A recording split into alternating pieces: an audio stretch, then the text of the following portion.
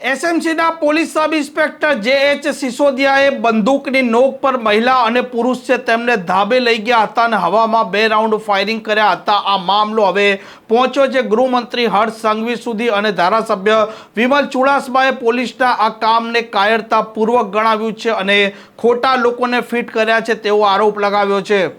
વૈષ્ણવજન તો તેને કહીએ જે પીડ પરાઈ જાનાને રે। નમસ્કાર, આપ જોઈ રહ્યા છો નવજીવન ન્યૂઝ અને હું છું આપની સાથે તોફિક ગાંચી। ગીર સોમનાથના વેરાવળમાં સ્ટેટ મોનિટરિંગ સેલ છે તે 8મી તારીખે આ કોળીવાડ છે, આ કોળીવાડમાં દરોડા જુગારના અડ્ડા પર પાડવા જાય છે અને તે સમયે અનેક લોકો ત્યાં એકઠા થઈ જાય છે અને ત્યાર પછી પોલીસ સબ ઇન્સ્પેક્ટર જે.એચ. સિસોદિયા હવામાં 2 રાઉન્ડ ફાયરિંગ કરે છે। સ્થાનિક વેરાવળની પોલીસ ત્યાં દોડી આવે છે અને ત્યાર પછી 2 અલગ અલગ ગુના દાખલ થાય છે, જેમાં એક ગુનો દાખલ થાય છે જુગાર ધારા અંતર્ગત, જ્યારે બીજો ગુનો પોલીસ છે તેના પર હુમલાનો પ્રયાસ અને અન્ય કલમો અંતર્ગત ગુનો દાખલ થાય છે। ત્યાર પછી આ મામલે કાર્યવાહી ગાજ છે તે રેન્જ આઈજી વરસાવે છે અને 2 પોલીસ ઇન્સ્પેક્ટર અને 3 પોલીસ સબ ઇન્સ્પેક્ટર છે તેમને લીવ રિઝર્વમાં મૂકી દે છે અને ગીર સોમનાથના પોલીસવાળા છે તે પોતે પણ 4 પોલીસ કર્મચારીઓ છે તેમને સસ્પેન્ડ કરી દે છે। હવે આ મામલામાં એક નવો વળાંક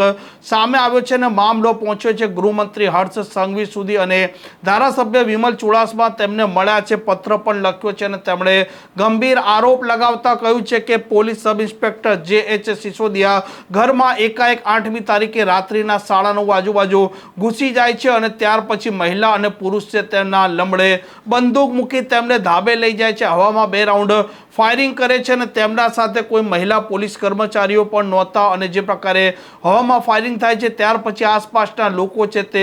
દોડી આવે છે અને તેમના પર ખોટો 307નો કેસ છે તે ફિટ કરવામાં આવે છે, જેમાંથી ઘણા એવા વ્યક્તિઓ છે જે આ ઘટનામાં પણ નહોતા અને આ મામલે તેમણે ન્યાયની માંગણી કરતા શું આરોપ લગાવ્યા છે તે પણ સાંભળો।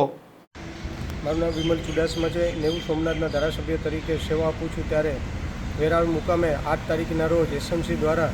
જુગાર રમતા લોકો ઉપર રેડ પાડવામાં આવેલી હતી અને એ દરમિયાન એસએમસી દ્વારા ફરિયાદ કરવામાં આવી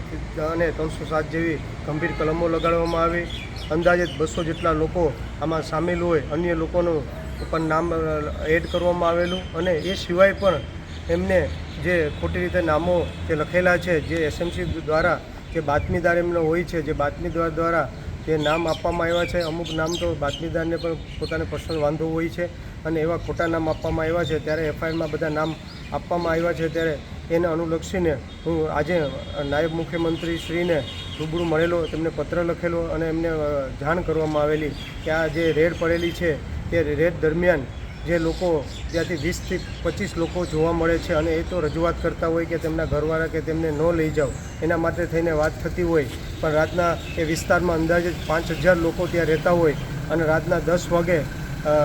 એસએમસી દ્વારા આકાશમાં ફાયરિંગ કરવામાં આવેલું। ત્યાંના લોકો, કોળી સમાજના લોકો વધારે પૂરતા મજૂરી, ખેતી અને નોકરી કરતા હોય અને રાતના 10 વાગે સૂઈ ગયા હોય ને એ સમયે આકાશમાં ફાયરિંગ થવાના કારણે લોકો બહાર નીકળી ગયેલા અને બહાર નીકળીને ટોળા ભેરા થયેલા। તે દરમિયાન એમને કીધેલું કે આ 200 જેટલા ટોળાઓ છે તો આવું બનાવ બનતો હોય તો લોકો જોવા માટે થતું હોય છે, એટલે આવા ખોટી રીતે 200 જણાના નામ જે લખવામાં આવ્યા છે એ કાઢવામાં આવે અને ખોટી રીતે જે નામ